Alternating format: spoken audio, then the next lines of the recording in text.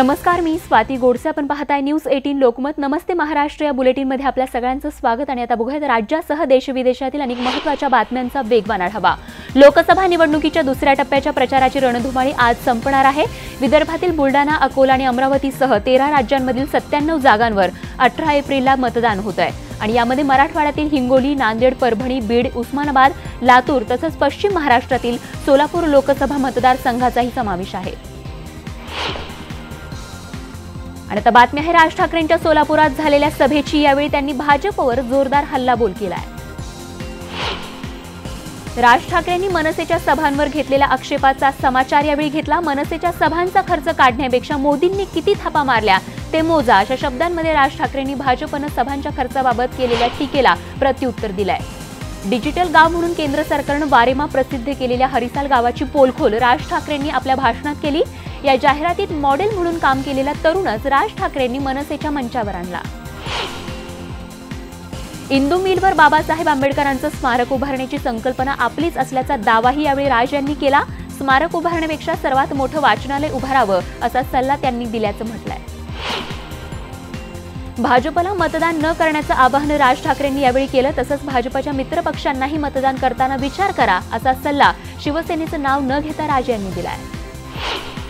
काँग्रेसच्या लोकसभा उमेदवार उर्मिला मातोंडकर यांच्या प्रचार सभेत मोठा गदारोळ बघायला मिळाला. उर्मिला यांचं भाषण सुरू असताना अचानक काही लोकांनी मोदींच्या नावानं घोषणाबाजी सुरू केली. यामुळे संतापलेल्या काँग्रेस कार्यकर्त्यांनी घोषणाबाजी करणाऱ्यांना मारहाण करण्यास सुरुवात केली. गदारोळ करणारे कार्यकर्ते भाजपचे नसल्याचा दावा भाजपचे विद्यमान खासदार आणि उमेदवार गोपाळ शेट्टी यांनी केलाय. तर या सगळ्या राड्यानंतर आपल्या जीवाला धोका असून पोलीस संरक्षण पुरवण्याची मागणी उर्मिला यांनी केली आहे. उर्मिला मातोंडकरांच्या रॅलीमध्ये झालेल्या गोंधळाचा आरोप त्यांनी भाजपवर केलाय. या प्रकरणी काँग्रेस कार्यकर्त्यांविरोधात भाजपनं निवडणूक आयोगाकडे तक्रार दाखल केली आहे. काँग्रेस कार्यकर्त्यांना पोलिसांनी अटक करावी अशी मागणी यावेळी भाजप आमदार प्रवीण दरेकर यांनी केली आहे. काँग्रेसचे बंडखोर आमदार अब्दुल सत्तार यांनी हर्षवर्धन जाधव यांना पाठिंबा दिलाय. हर्षवर्धन जाधव हे औरंगाबाद लोकसभा मतदारसंघातून अपक्ष म्हणून निवडणूक रिंगणात आहेत. नांदेडमध्ये प्रदेशाध्यक्ष अशोक चव्हाणांसाठी काँग्रेस अध्यक्ष राहुल गांधींनी सभा घेतली. यावेळी राहुल गांधी स्टेजवर येताच काँग्रेस कार्यकर्त्यांनी चौकीदार चोर हेच्या घोषणा दिल्या. नोटबंदीचा सगळ्यात जास्त त्रास महिलांना झाला आणि म्हणूनच न्याय योजनेतून दिले जाणारं आर्थिक सहाय्य कुटुंबातील महिलेच्या खात्यावर थेट जमा केलं जाणार असल्याचं राहुल गांधींनी यावेळी सांगितलंय. अशोक चव्हाणांसमोरील अडचणी वाढल्याची कबुली अशोक चव्हाणांनीच दिली आहे. आपल्याला चक्रव्यूहात अडकवण्याचा प्रयत्न सुरू आहे, मात्र निवडणुकीनंतर सर्वांना सरळ करेन, मात्र मला शिक्षा करू नका असं भावनिक आवाहन अशोक चव्हाणांनी भोकर इथल्या सभेत केलंय. आघाडीच्या काळातील प्रलंबित प्रकल्प म्हणजे भलत्यांनाच झालेली पोरं असं गडकरी म्हणाले. ही पोरं सांभाळण्याची जबाबदारी फडणवीस आणि माझ्यावर आली आहे आणि ही पोरं आता आम्हालाच बाबा म्हणतात असं ते म्हणाले. राष्ट्रवादीचे अध्यक्ष शरद पवारांच्या मिश्किलपणाचा प्रत्यय पुन्हा एकदा आलाय. मी काय म्हातारा झालोय का असं पुन्हा बोलायचं नाही असं मिश्किलपणे शरद पवार म्हणाले. मनोहर पर्रीकरांचे सुपुत्र उत्पल यांनी शरद पवारांना जाहीर पत्र लिहिले. माझे वडील आजारी असताना ज्यांनी त्यांची साधी विचारपूसही केली नाही तेच लोक आज राजकीय चिखलफेक करण्यासाठी त्यांचं नाव वापरतायत असं यामध्ये उत्पल म्हणाले. पालघरमधून शिट्टी गुल झाली असंच म्हणावं लागेल, कारण पालघर निवडणूक निर्णय अधिकाऱ्यांनी बहुजन विकास आघाडीची फेरविचार याचिका फेटाळली आहे. बहुजन विकास आघाडीनं शिट्टी हे निवडणूक चिन्ह मिळावं यासाठी फेरविचार याचिका दाखल केली होती. परभणीचे शिवसेनेचे उमेदवार संजय जाधव यांच्या प्रचारासाठी शिवसेना प्रमुख उद्धव ठाकरे परभणीत आले होते. सावरकरांवर टीका करणाऱ्यांच्या हातात देश देऊ नका. राहुल गांधी यांचे पंतप्रधान पदाचं स्वप्न कधीही पूर्ण होणार नाही असं उद्धव ठाकरे यावेळी म्हणाले. इंदापूर तालुक्यातील भिगवण इथल्या सभेत कांचन कुल यांनी चांगली शेरोशायरी केली. आता नाही राहून चालणार आपल्याला थंड, तुमच्यासाठी पुकारलं आहे हे बंड असं म्हणून त्यांनी शरद पवारांच्या विरोधात पुकारलेल्या बंडाला तोंडच फोडल्याची चर्चा आहे. शेतकऱ्यांना संकटातून जर बाहेर काढायचं असेल तर संपूर्ण कर्जमाफी हाच एकमेव पर्याय आहे आणि आम्ही सत्तेत आल्यावर सरसकट कर्जमाफी करणार असल्याचं आश्वासन राष्ट्रवादीचे प्रमुख शरद पवार यांनी दिलंय. ते उस्मानाबादमधील प्रचार सभेत बोलत होते. बुलढाण्याचे युतीचे उमेदवार प्रतापराव जाधव यांच्या प्रचारार्थ देवेंद्र फडणवीस यांची सभा आयोजित करण्यात आली होती. यावेळी त्यांनी शरद पवारांवर सडकून टीका केली आहे. साताऱ्याचे महायुतीचे उमेदवार नरेंद्र पाटील यांनी उदयनराजेंच्या आरोपाला प्रत्युत्तर दिले. दिवसभर कोणी कॉलर टाईट करून चालू शकत नाही, मात्र दिवसभर मिशी टाईट करून चालू शकतो असं नरेंद्र पाटील म्हणाले. महसूल मंत्री चंद्रकांत पाटील कार्यकर्त्यांना मार्गदर्शन करण्यासाठी यावलमध्ये आले होते. यावेळी त्यांनी आपण केलेल्या विकास कामांची माहिती प्रत्येक नागरिकाला द्यावी असं आवाहन केलंय. मुनगंटीवारांनी अशोक चव्हाणांवर निशाणा साधलाय. निवडणूक निकालानंतर नावातील अ काढून फक्त शोक करण्याची वेळ येईल असं ते न्यूज 18 लोकमतशी बोलताना म्हणाले. प्रकाश आंबेडकरांच्या काँग्रेस गाढव आहे या टीकेवर सुशील कुमार शिंदेंनी प्रत्युत्तर दिलंय. आम्हाला गाढव म्हणणाऱ्यांसारखी आमची संस्कृती नसल्याचं ते म्हणाले. रायगडमधील शिवसेनेचे उमेदवार अनंत गीते यांच्या प्रचार सभांमध्ये मुस्लिम तरुण मोठ्या संख्येनं सहभागी होऊ लागलेत. आंबे तिथे सेनेच्या झालेल्या मुस्लिम समाज मेळाव्याला जवळपास 2000 मुस्लिमांनी हजेरी लावली. खेड तालुक्यातील कळमोडीच्या मुद्द्यावरून जलसंपदा मंत्री विजय शिवतारे यांनी राष्ट्रवादी काँग्रेसला लक्ष्य केले. राष्ट्रवादी काँग्रेसच्या नाकर्त्या नियोजनामुळे खेड आंबेगाव शिरूरमधील शेतकऱ्यांना पाणी मिळू न शकल्याचा आरोप विजय शिवतारे यांनी केला आहे. बीडमध्ये धनंजय मुंडे बाईकवर स्वार झालेले बघायला मिळाले. बुलेटवर भर उन्हात धनंजय मुंडे प्रचार करताना बघायला मिळाले. भाजप उमेदवार हिना गावित यांच्या उमेदवारीला उच्च न्यायालयात आव्हान देण्यात आलंय. भाजपचे बंडखोर अपक्ष उमेदवार सुहास नटावतकर यांनी औरंगाबाद उच्च न्यायालयात याचिका दाखल केली आहे. धुळे जिल्ह्यात साक्रीमधील तब्बल 25 आदिवासी गावांनी लोकसभेच्या निवडणुकीवर बहिष्कार टाकलाय. 100% आदिवासी गावं असताना देखील शासनाच्या चुकीच्या अहवालामुळे ही गावं अनुसूचित क्षेत्रातून वगळली गेली असल्याचा आरोप गावकऱ्यांनी केला आहे. काँग्रेसचे माजी आमदार रावसाहेब शेखावतांचे समर्थक आणि विरोधकांमध्ये जोरदार हाणामारी झाली. त्यामुळे नवनीत राणा यांना रडू कोसळलं. काँग्रेसच्या उत्तर पश्चिम मतदारसंघाचे उमेदवार संजय निरुपम यांनी शिवसेनेचे उमेदवार गजानन कीर्तीकर यांना पत्र लिहित खुल्या चर्चेचं आव्हान दिलंय. खासदार म्हणून 5 वर्षात केलेल्या विकासाच्या मुद्द्यावर चर्चा करण्यासाठी कधीही तयार असल्याचं निरुपम म्हणाले. जळगाव इथल्या प्रचार सभेत जितेंद्र आव्हाडांनी कवितेच्या माध्यमातून मोदींवर जोरदार टीका केली आहे. आव्हाडांच्या या कवितेला उपस्थित मतदारांनीही जोरदार प्रतिसाद दिला. लोकसभा निवडणुकीसाठी निवडणूक आयोगाकडून स्पेशल मीडिया वॉर रूम तयार करण्यात आल्या आहेत आणि या वॉर रूममधून मीडिया, सोशल मीडिया, वृत्तपत्रांवर करडी नजर ठेवली जाते. तरुणांना प्रोत्साहन देण्यासाठी जिल्हा निवडणूक कार्यालयाने मुंबई शहरातील नवमतदारांसाठी माय फर्स्ट वोट सेल्फी उपक्रम राबवण्याचा निर्णय घेतलाय. निवडक 10 मतदारांची विधानसभा निवडणुकीसाठी ब्रँड अँबॅसेडर म्हणून निवड केली जाणार आहे. मुंबई नाशिक महामार्गावर पडघा टोल नाक्यावर तुफान हाणामारी झाली. प्रवाशांमध्ये झालेला वाद सोडवण्यासाठी गेलेल्या टोल कर्मचाऱ्यालाच एका प्रवाशानं मारहाण केली आहे. त्यामुळे टोल नाक्याचे सर्व कर्मचारी या ठिकाणी गोळा झाले आणि त्या प्रवाशाला त्यांनी बेदम मारहाण केली. यंदा देशाच्या सरासरीच्या 96% पाऊस होणार आहे देशामध्ये. तर भारतीय हवामान खात्यानं यंदाच्या मान्सूनचा अंदाज व्यक्त केला असून विशेष म्हणजे यंदाच्या मान्सूनवर एल निनोचा कोणताही प्रभाव होणार नसल्याचं हवामान खात्यानं स्पष्ट केलं आहे. अवकाळी पावसामुळे खेड तालुक्यातील विरहम गावात वादळी वाऱ्यामुळे मोठ्या प्रमाणावर नुकसान झाले. या अवकाळी पावसामुळे मोठ्या प्रमाणात शेतीसह घरांचं आणि जनावरांच्या गोठ्याचं देखील नुकसान होत आहे. संगमनेर शहरात वादळी वाऱ्यासह पावसाने हजेरी लावली. यावेळी गाराही पडल्या. अचानक आलेल्या पावसानं नागरिकांची तारांबळ उडाली. मुंबईकर तापदायक उन्हाचं उकाड्याने कमालीचे हैराण झालेत. हवामानातील याच बदलामुळे आज आणि उद्या मुंबई आणि आसपासच्या परिसरातील आकाश मुख्यतः ढगाळ राहील आणि सायंकाळसह रात्री मेघगर्जनेसह विजांचा कडकडाट होईल असा अंदाज हवामान खात्यानं वर्तवला आहे. उन्हाच्या झळा आता चांगल्या जाणवू लागल्या असून विदर्भात त्याची तीव्रता प्रचंड आहे. मार्चपासून उष्माघाताचे राज्यात 88 रुग्ण आढळलेत. यामध्ये नागपूरमध्ये 67 एवढे सर्वाधिक रुग्ण आढळून आले आहेत. त्यापैकी औरंगाबाद आणि धुळे या जिल्ह्यांमध्ये प्रत्येकी 1 असा दोघांचा मृत्यू झाला. जेट एअरवेज एसबीआयच्या सोमवारी दिवसभर झालेल्या बैठकीत समाधानकारक निर्णय झालेला नाही. 1500 कोटी न मिळाल्यानं जेटचा पाय खोलात केलाय. संचालक मंडळाच्या बैठकीत पुढील वाटचालीबाबत निर्णय घेण्यात येणार आहे. आंतरराष्ट्रीय उड्डाणं 18 एप्रिलपर्यंत रद्द करण्यात आली आहेत. जेट एअरवेजचे पायलट, इंजिनियर आणि वरिष्ठ अधिकाऱ्यांनी मुंबई आणि नवी दिल्लीत आंदोलन केलं. गेल्या 4 महिन्यांपासून आमचा पगार झालेला नाही. जेटला वाचवण्यासाठी पंतप्रधानांनी मध्यस्थी करावी आणि 20,000 नोकऱ्या वाचवाव्या असं आवाहन या पायलट्सनी केलं आहे. सीएसएमटी राजधानी अधिक वेगवान झाली असून यामुळे प्रवाशांच्या प्रवासात 1.5 तासांची घट होणार आहे. रेल्वेनं वेगवान मानल्या जाणाऱ्या पुशपुल पद्धतीनं विविध विभागात घेतलेल्या चाचण्या यशस्वी झाल्यानंतर वेळेत बदल करण्याचा निर्णय घेण्यात आला आहे. सर्दी, ताप, खोकला, डेंग्यूसह स्वाईन फ्लूच्या तापाचाही संसर्ग वाढला आहे. गेल्या 3 महिन्यात राज्यात स्वाईन फ्लूमुळे 98 रुग्णांचे बळी गेलेत. शिवाय या रुग्णांची संख्या 1250 वर येऊन ठेपली आहे. सीएसएमटी दुर्घटनेची प्राथमिक चौकशी अंतिम टप्प्यात आली असून यामध्ये आणखीन काही अभियंत्यांवर ठपका ठेवण्यात आलाय. या प्रकरणाचा चौकशीचा अहवाल येत्या शनिवारी पालिका आयुक्त अजय मेहता यांच्याकडे सादर करण्यात येणार आहे. चिंचपोकळी स्थानकातील सीएसएमटी दिशेकडील खिडकीवर अनेक दिवसांपासून केवळ एकाच पाळीमध्ये काम होतंय. दुपारी 4 ते पहाटे 8 पर्यंत या ठिकाणी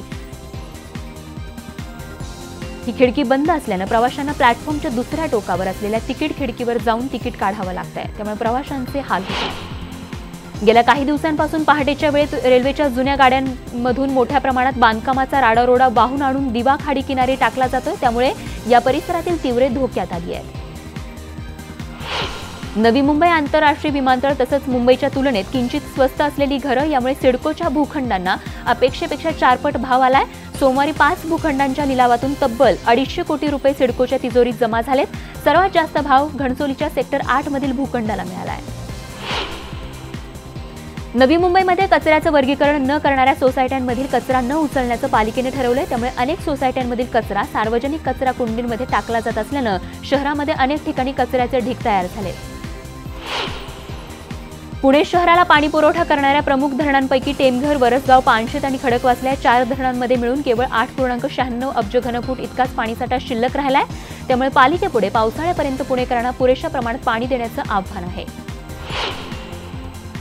नागपूरच्या वाडी भागात वृद्ध दाम्पत्याची हत्या करण्यात आली. शंकर चमती आणि सीमा चमती अशी या दोघांची नावं. आरोपींनी डोक्यावर घाव घालून त्यांची हत्या केली आहे. तर दरोड्याच्या उद्देशानं ही हत्या झाल्याचा संशय व्यक्त करण्यात येतोय. गेले 6 दिवस पुण्यातील सुप्रसिद्ध अमनोरा शाळेचे 160 विद्यार्थी आणि त्यांचे पालक दिवस रात्र शाळेच्या बाहेर बसून आहेत. वाढीव फीच्या नावाखाली कॅपिटेशन फी देण्यास त्यांचा विरोध आहे. उल्हासनगरमध्ये सी ब्लॉक कॅम्प भागात 3 गावठी कट्टे, जिवंत काडतूस आणि हत्यारासह 3घांना अटक करण्यात आली. निवडणुकीच्या तोंडावर शहरात अशी शस्त्र सापडल्यानं मोठी खळबळ उडाली आहे. नवी मुंबईमधील विशाल बोरसे या पोलीस कर्मचाऱ्यानं राहत्या घरात फिनाईल पिऊन आत्महत्या करण्याचा प्रयत्न केला. ताणतणावामुळे त्यांनी आत्महत्येचा प्रयत्न केल्याची चर्चा आहे. बेस्टमध्ये लवकरच 80 इलेक्ट्रिक बसेस दाखल होणार आहेत. केंद्र सरकारनं प्रमुख शहरांमध्ये वाहतूक सेवेसाठी इलेक्ट्रिक बससाठी अनुदान जाहीर केलं आहे. छत्रपती शिवाजी महाराज स्थानक टर्मिनस 1 मे पासून गुन्हे आणि भिकारी मुक्त होणार आहे. मध्य रेल्वेच्या आदर्श स्थानक या उपक्रमांतर्गत हा उपक्रम राबवण्यात येणार आहे. दिग्दर्शक मधुर भांडारकर आणि सलीम खान यांना मास्टर दीनानाथ विशेष पुरस्कार जाहीर करण्यात आला. या वर्षीचा पुरस्कार सोहळा हा 24 एप्रिलला मुंबईतील षण्मुखानंद हॉलमध्ये पार पडणार आहे. अभिनेत्री आणि भाजप उमेदवार जया प्रदा यांच्या विरोधात आक्षेपार्ह वक्तव्य केल्याप्रकरणी समाजवादी पक्षाचे नेते आझम खान यांच्या विरोधात गुन्हा दाखल करण्यात आलाय. आझम खान यांनी अर्वाच्य शब्दांमध्ये जया प्रदांवर टीका केली आहे. तर या टीकेनंतर देशभरातून त्यांच्यावर टीकेची झोड उठली आहे. आझम खान यांच्यावर 72 तासांसाठी प्रचारबंदी घालण्यात आली आहे. त्यांनी केलेल्या अर्वाच्य टीकेनंतर त्यांच्यावर निवडणूक आयोगानं ही बंदी घातली आहे. तर आझम खान यांच्या आक्षेपार्ह विधानावर सुषमा स्वराज यांनी देखील ट्विटरच्या माध्यमातून तीव्र नाराजी व्यक्त केली. मुलायम भाऊ, तुम्ही समाजवादी पक्षाचे पितामह आहात. तुमच्या देखत रामपूरच्या द्रौपदीचं वस्त्रहरण होतंय. तुम्ही भीष्माप्रमाणे गप्प राहण्याची चूक करू नका, असं ट्विट सुषमा यांनी केलंय. मनेका गांधींवर देखील निवडणूक आयोगानं प्रचारबंदी घातली आहे. मनेका यांच्यावरती 48 तासांची प्रचारबंदी आयोगानं घातली आहे. तर योगी आदित्यनाथ आणि मायावती यांच्यानंतर निवडणूक आयोगानं मनेका यांच्यावरती ही कारवाई केली आहे. उत्तर प्रदेशचे मुख्यमंत्री योगी आदित्यनाथ यांच्यावर 72 तासांची प्रचारबंदी घालण्यात आली आहे. तर बसपाच्या प्रमुख मायावती यांच्यावर 48 तासांसाठी प्रचारबंदी निवडणूक आयोगाकडून घालण्यात आली आहे. भाजपचे नेते राष्ट्रवादी असतील तर निवडणुकीच्या काळात पाकिस्तानविषयी नव्हे तर भारताविषयी बोलावं असं आवाहन काँग्रेसच्या सरचिटणीस प्रियंका गांधी यांनी केले. काँग्रेसचे उमेदवार राज बब्बर यांच्या प्रचारासाठी काढण्यात आलेल्या प्रचारसभेत त्या बोलत होत्या. पुन्हा आपणच सत्तेवर येणार असा आत्मविश्वास असल्यामुळे पंतप्रधान नरेंद्र मोदी यांनी नव्या सरकारच्या पहिल्या 100 दिवसांचा कार्यक्रम तयार करण्याचे आदेश दिलेत. पंतप्रधान कार्यालय, नीती आयोग आणि मुख्य वैज्ञानिक सल्लागार यांना तसे आदेश देण्यात आले. अमेठीमध्ये प्रचार करताना स्मृती इराणी एका रसवंती स्टॉलवर थांबल्या आणि उसाचा रस प्यायला. अजून कुणाकुणाला उसाचा रस हवाय अशी विचारणाही त्यांनी त्यांच्या कार्यकर्त्यांना केली. काँग्रेस खासदार शशी थरूर यांच्या कपाळाला 6 टाके पडले। त्यांचा मतदारसंघ असलेल्या तिरुवनंतपुरममध्ये एका मंदिरात त्यांची तुला सुरू होती, पण दुर्दैवानं तराजू तुटला आणि तराजूचा वरचा लोखंडी भाग थरूर यांच्या कपाळाला लागला। मायावतींच्या बहुजन समाज पक्षाकडे सर्वाधिक बँक बॅलन्स आहे। बसपाच्या खालोखाल समाजवादी पक्षाचा नंबर लागतो, तर काँग्रेस 3ऱ्या आणि भाजप चक्क 5व्या नंबरवर आहे। पंतप्रधान नरेंद्र मोदी आणि भाजपचे अध्यक्ष अमित शहा हे जनतेचे मोठे शत्रू आहेत। त्या दोघांनाही देशाचे तुकडे करायचे आहेत असा गंभीर आरोप नॅशनल कॉन्फरन्सचे प्रमुख आणि जम्मू काश्मीरचे माजी मुख्यमंत्री फारुख अब्दुल्ला यांनी केला आहे। आणि आता बघूयात जगभरातील आणखीन काही महत्त्वाच्या बातम्या थोडक्यात। फ्रान्समधील 850 वर्ष जुनं आणि जगभरात प्रसिद्ध असलेल्या नोट्रडाम कॅथेड्रल या चर्चमध्ये आग लागली। या आगीत चर्चची संपूर्ण इमारत जळून खाक झाली आहे, तर आगीचं कारण अद्याप कळू शकलेलं नाहीये। मात्र या चर्चचं नूतनीकरण सुरू होतं आणि त्याचमुळे ही आग लागल्याची शक्यता वर्तवली जाते आहे। ग्रीसची राजधानी अथेन्समध्ये अचानक मोठ्या प्रमाणात गारांचा वर्षाव झाला। मोठ्या प्रमाणात पडलेल्या गारांमुळे रस्त्यावर पांढरी चादर पसरल्याचं चित्र होतं। अचानक सुरू झालेल्या गारांच्या वर्षावामुळे नागरिकांची चांगलीच तारांबळ उडाली। चीनच्या कस्टम विभागानं गुआंगडोंग वुहान या भागातून तस्करी करण्यात येणाऱ्या हस्तिदंत पकडलेत। पकडलेल्या 2700 हस्तिदंताची किंमत आंतरराष्ट्रीय बाजारात कोट्यवधी रुपये आहे। तिकडे नेपाळमध्ये पारंपरिक पद्धतीनं नवीन वर्षाचं स्वागत करण्यात आलं आहे। एकमेकांवर रंग उधळत पालखीची मिरवणूक काढली जाते। भक्तपूरच्या वार्षिक सिंदूर जत्रेसाठी नागरिक मोठ्या प्रमाणात एकत्र येतात, तर ढोल ताशांच्या गजरात नवीन वर्षाचं या ठिकाणी उत्साहात स्वागत केलं जातं। रशियामध्ये कृषी आणि बांधकाम क्षेत्रात वापरल्या जाणाऱ्या मोठमोठे मशीन्स आणि ट्रॅक्टरचं एक संग्रहालयामध्ये जतन केलं जाते। जुन्या काळातले ट्रॅक्टर ते सध्या वापरात असलेल्या ट्रॅक्टरची माहिती इथे दिली जाते। या वाहनांचं तंत्र कळावं यासाठी विविध शाळांचे विद्यार्थी देखील या म्युझियमला भेट देतात। इस्रो यावर्षी चांद्रयान-2 ही मोहीम हाती घेणार आहे। भारत पहिल्यांदाच चंद्राच्या पृष्ठभागावर उतरणार आहे। ही आव्हानात्मक मोहीम यशस्वी झाली तर भारत हा जगातील 4था देश असेल। सूर्याभोवती फिरून त्याचा अभ्यास करणारा उपग्रह आदित्य L1 ही मोहीम लवकरच हाती घेण्यात येणार आहे। यामध्ये एक महिला अंतराळवीर असेल, तर अंतराळात जाण्याचं तंत्रज्ञान आपल्या देशानं अवगत केलं आहे। आणि या बातमीसोबतच आणखीन एक छोटासा ब्रेक, लगेच परत येतो। बघत रहा नमस्ते महाराष्ट्र।